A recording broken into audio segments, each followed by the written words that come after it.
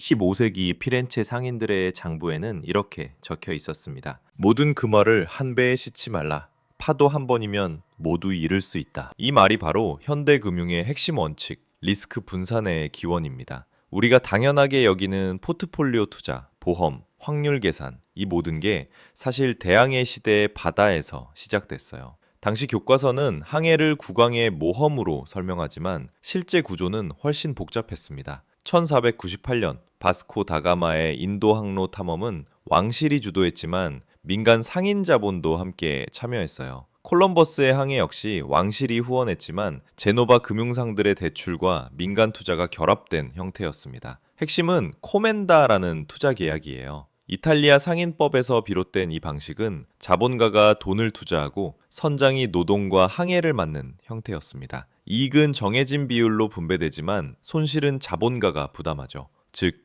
항해는 국가의 명예가 아니라 상인의 수익 사업이었던 거예요. 제노바와 피렌체의 은행들은 이미 하나의 항해에 전액을 걸지 않았어요. 여러 항해에 나눠 투자해 손실을 상쇄하는 포트폴리오 구조를 만들었죠.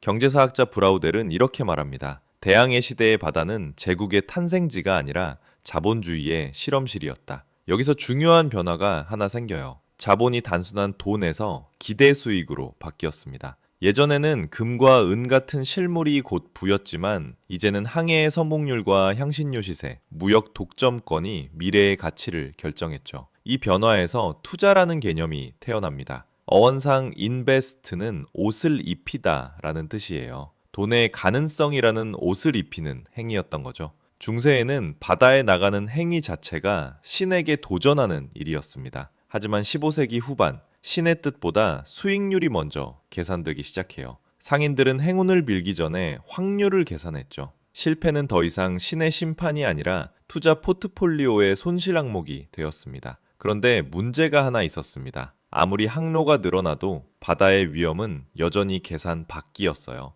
폭풍 한 번이면 배 한 척이 사라지고 투자자 수십 명이 파산했죠. 어떻게 위험을 예측할 것인가? 이 물음에서 근대 금융이 태어납니다. 영국과 네덜란드 상인들은 이제 신의 가호보다 확률적 근거를 원했어요. 배가 몇 척 출항했고 몇 척이 돌아왔는지, 항해 기간은 몇 달이며 손실 확률은 얼마인지, 이 모든 기록이 항구와 교역소의 장부에 쌓였죠. 선박일지와 무역보고서가 모이자 사람들은 그 안에서 패턴을 읽기 시작합니다. 이 데이터를 활용한 최초의 제도가 바로 해상보험이에요. 16세기 후반 제노바와 런던에서는 보험료를 배의 항로, 계절, 선장 평판에 따라 달리 책정하기 시작했어요. 위험이 숫자로 평가된 최초의 순간이었죠. 1601년 영국 엘리자베스 1세는 해상보험 계약을 다루는 전문 법정을 설치했습니다. 이 제도는 항해 중 손실을 금전으로 보상한다는 원리를 처음 제도화한 시도였죠. 위험이 처음으로 법의 영역에 들어온 순간이었습니다. 이제 상인은 바다의 위험을 피하지 않았어요. 대신 그 위험에 가격을 붙였죠. 이 시기 상업 문서에는 처음으로 리스크라는 단어가 등장합니다. 이탈리아어 리스코는 원래 암초를 뜻했지만 17세기부터는 예상 가능한 손실이라는 의미로 쓰이기 시작했어요. 이 언어적 변화가 바로 금융의 언어혁명이었습니다. 네덜란드의 크리스티안 하위언스는 도박의 확률 문제를 연구하다가 기대값 개념을 제시했습니다. 그의 1657년 논문은 손실 확률 곱하기 손실액이라는 개념을 제시한 최초의 문헌이었죠. 이건 단순한 도박 이론이 아니라 항해보험의 수익 예측에 직접 응용됐어요. 확률은 신의 영역이 아니라 인간의 계산이 된 겁니다. 런던의 커피하우스들에는 항해 정보와 보험 계약을 거래하는 상인들이 모였어요. 그중 로이즈 커피하우스는 보험업자들이 모여 선박의 위험도를 평가하고 계약서에 서명하는 장소로 발전했죠. 이게 오늘날 로이즈 오브 런던의 기원입니다. 각 상인은 자신의 이름 아래에 보험 금액을 적고 그 책임을 지겠다는 뜻으로 서명했어요. 이 단어가 바로 지금의 언더라이팅의 어원이에요. 리스크는 더 이상 재앙이 아니었습니다. 계약서 안에서 그것은 거래 가능한 상품이었죠. 배가 침몰할 확률은 불행이 아니라 가격표였어요. 그 가격을 정확히 계산할 수 있는 사람, 즉 데이터를 가진 사람이 부를 장악했습니다. 세계는 신의 뜻이 아니라 예상 확률 위에서 움직이기 시작했어요. 경제는 신학에서 통계학으로, 기도문에서 장부로 중심이 옮겨간 거죠. 그런데 위험이 법과 수학으로 계산되자 그 위험을 조작하려는 인간의 본능이 뒤따랐습니다. 16에서 17세기 유럽의 항구에서는 보험 계약이 늘어날수록 사기도 정교해졌어요. 항해가 하나의 금융상품이 되었듯 사기 또한 하나의 산업이 된 거죠. 가장 흔한 수법은 고의 침몰이었어요. 배 주인이 보험금을 노리고 일부러 배를 침몰시키는 방식이죠. 항해일지에는 폭풍에 의한 손실로 기록됐지만 조사해 보면 화물창에 불을 지른 흔적이 남아 있었습니다. 17세기 초 런던 상업법정에는 선주가 고의로 배를 침몰시키고 보험금을 청구했다가 유죄 판결을 받은 사건이 기록되어 있습니다. 이 사건으로 보험계약서에는 사고 발생 시 선장과 선원의 주문을 함께 첨부할 것이라는 조항이 추가됩니다. 다음은 이중보험이에요. 한 척의 배를 여러 보험사에 중복 계약하고 침몰 시 각각의 보험사에 보상금을 청구하는 방식이었죠. 17세기 초에는 항구별 보험 거래가 분산되어 있었기 때문에 기록이 공유되지 않았어요.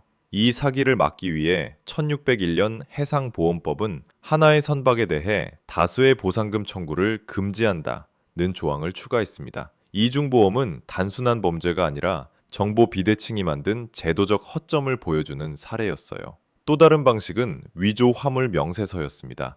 상인이 실제보다 화물의 가치를 부풀려 보험을 들거나 항해 중 일부를 팔아치우고 전량 손실이라 주장했죠. 네덜란드 암스테르담에서는 향신료 한 상자에 금화를 숨겨 팔고 보험사에는 습기로 인한 부패 손실을 신고한 사건이 반복됐어요. 이 때문에 손해사정사라는 직업이 생깁니다. 보험금 산정의 객관성을 확보하기 위해 선적 증명, 항해일지, 창고 기록을 대조하는 사람들이었죠. 오늘날 보험조사관의 원형이에요. 가장 기묘한 사기는 가짜 해적 공격이었습니다. 배가 해적에게 약탈당했다고 신고하면 보험사는 전액 손실로 처리했어요. 그러나 실제로는 선주와 해적이 공모해 물건을 나눠 가진 뒤 배만 빈 껍데기로 귀양시키는 방식이었죠. 영국 정부는 이런 사례가 늘자 해상보험 계약 시 반드시 해적의 공격임을 증명하는 선장 보고서를 의무화했어요. 이때부터 보험금 청구는 단순한 신고가 아니라 증거 행위가 됩니다. 이런 사기들이 잇따르자 런던의 상인들은 자발적으로 정보를 공유하기 시작했어요. 그 중심지가 바로 로이즈 커피하우스였죠.